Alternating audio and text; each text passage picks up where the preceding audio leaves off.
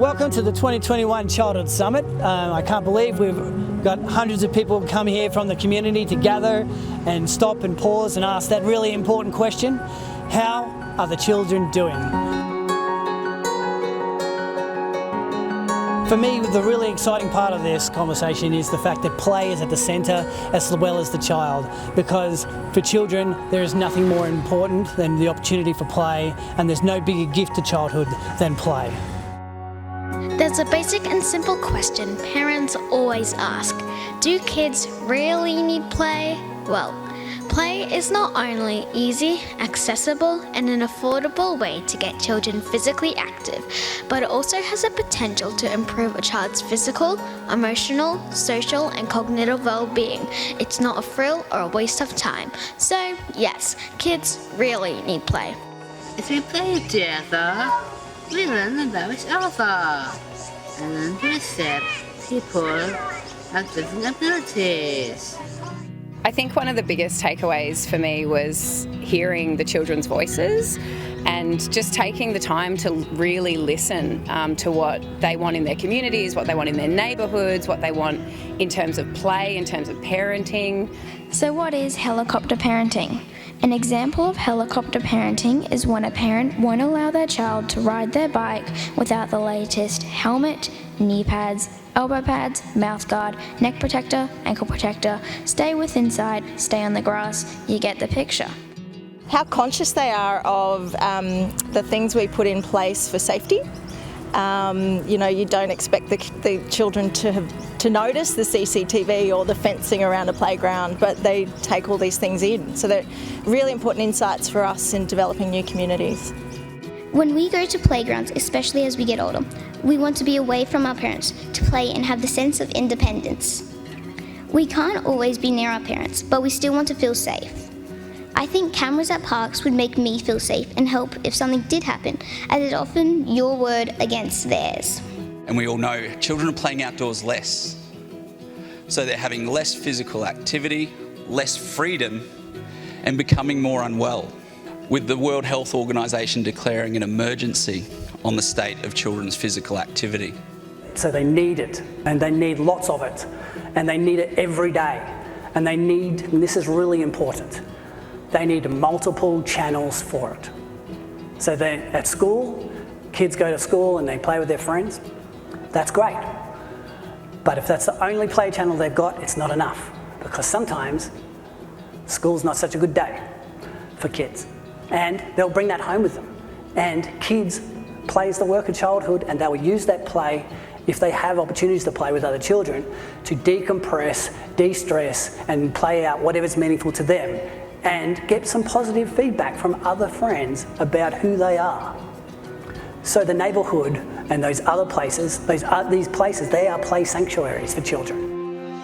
The kids just jostle between the houses, one moment, hey, can we play in the backyard? Yeah, sure, play in the car. Oh, we're over at Indy's house. Oh, where are you going now? Oh, we're having a fire pit out the back. You want to come do some marshmallows?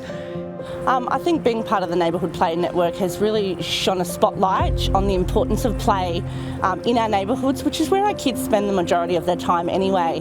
Why not have access and opportunity to play every single day right outside your front door? Fun fact, I used to love my iPad. And I'm pretty sure some of your kids might be like this too. But because we started this fun play street, we know each other and have minimized our screen time. So I was really heavily involved for the first 6 months and was out there weekly, building connections with the parents in the community, figuring out values and parenting styles, boundaries of how far the children were allowed to roam. To now I've been able to step back. It's taken on a whole life force of itself. The kids own the streets, they belong somewhere. They just love it. So beyond the streetlights? Beyond the streetlights. They're out with their flashlight. I actually had to buy flashlights because they need to be out there. They just live for one another and their interactions and their friendships and, all of those things that they're really forming with one another. It's incredible. It's amazing. It's so beautiful to see my kids are thriving each and every day. They're challenging themselves, they're mastering new things. It's phenomenal. My life is different to other kids because I don't get to do these activities with my family. I was 6 when child safety took me from my family. Resi care felt like prison because there were way too many rules and lots of different carers. Kids need a voice. We need to have a say about where we live and who we live with. We need to be able to have friends come visit us. We need to know why we aren't allowed to be with our families and when we will be able to go home. The United Nations Convention on the Rights of the Child clearly states that children should have the right to say what they think should happen when adults are making decisions that affect them, and to have their opinions taken into account. We must acknowledge that children and young people are experts in their own lives. They have a body of experience and knowledge that is unique to their situation. They can teach us and help us look at things differently. We know that initiatives designed for children and young people are more likely to be effective if children and young people themselves participate in the development and implementation. I challenge everybody in the room today to ensure that we do more than just listen, because listening simply is not enough. We have to listen and then act, because if young people can't see that their words, that their courage actually creates a difference and has influence on our behaviour, then they will simply stop talking to us. I'm extremely lucky to come from a family where my voice matters. In our household, we have regular family meetings to discuss any topics and changes which affect my sisters and I directly. As well as my parents communicating their reasoning behind their decisions, rather than simply saying, because I told you so, or I'm the parent, it was I say.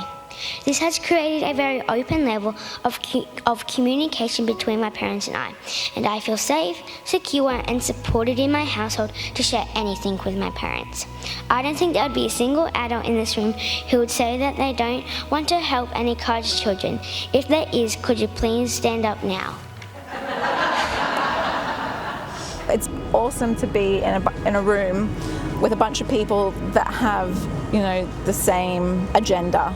I think we need to see more people who don't have the same agenda. There are still too many people out there that think that, numeracy and literacy is more important than play, but that can't happen unless the play happens first. This loose part space is loud and proud in the middle of our school, and I feel like that sort of village environment, multi-age, lots of kids around, lots of freedom, is the natural home for learning. Working with people. It's probably evolutionary. It's in our history. That's the sort of place we're supposed to do that stuff. And we've denied kids of those spaces and tried to patch it up with commercially bought stuff. And it's not working. The results were amazing when we focused on play for these kids. We had a 63% reduction in major office referrals. We reduced the suspension rate of these kids by 59%. We had a 75.5% reduction in aggressive behaviour.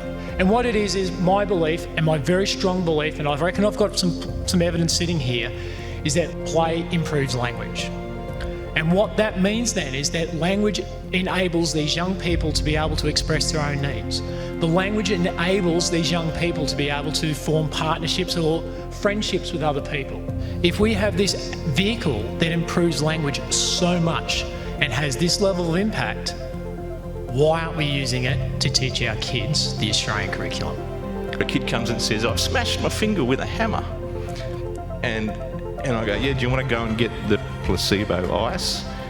Oh, no, I'll keep going. And that's what we used to not even need to call resilience. That right there. So for the last couple of days, we've been working on creating the neighbourhood of the future, and I've been so inspired by those 50 students that came through. They're thinking about the community as a whole. They're not only planning for play, but planning for families, and really very insightful about what's needed.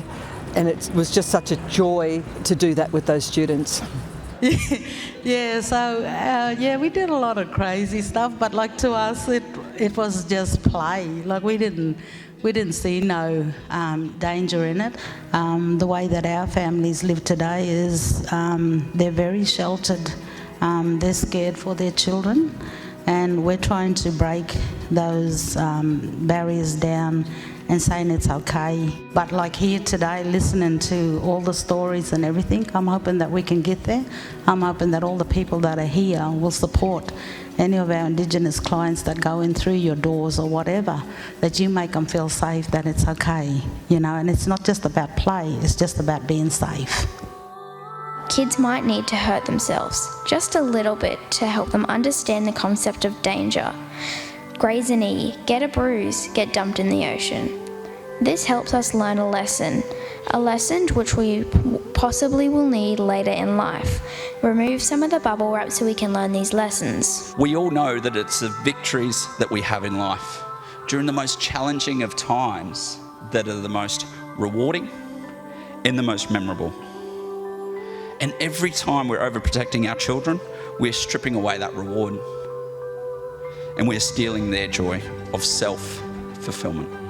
We have to trust that they're capable and they're well informed enough to keep themselves safe and make informed decisions. And we see that.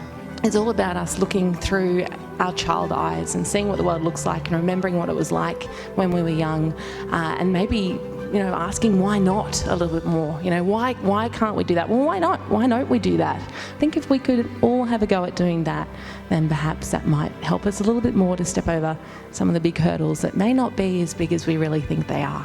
What comes very strongly through across all the data is what really matters is being socially connected. That's what makes us human. That is reaching out not just to another device, this is really reaching out to an authentic experience to another human being. And by all means, children are complete human beings. We can help form that sense of belonging, security and positivity in every child's life. We can embrace those benefits to be successful. And overall, it can make them feel like they're part of something bigger than what they originally are. In Sarah Henderson's book, Outback Wisdom, don't wait for somebody to light up a dark tunnel, do it yourself. And when we form community connections, we help Logan children light up their own tunnels. We can give them the world that they deserve. We need to help take that first step to help children be the best they can be. I think one of the more important people to thank in this are the children from Logan who have gifted us with their voices. 148 children we've spoken to before we got here at this event about what they need from their play. And then I've got to take my hat off to the hundreds of voices from the community who have now sat in these play action planning workshops and helped co-design and shape the action plans will become the legacy piece of this summit and set the pace as a launch pad for what we do next to make Logan the most playful city in the world.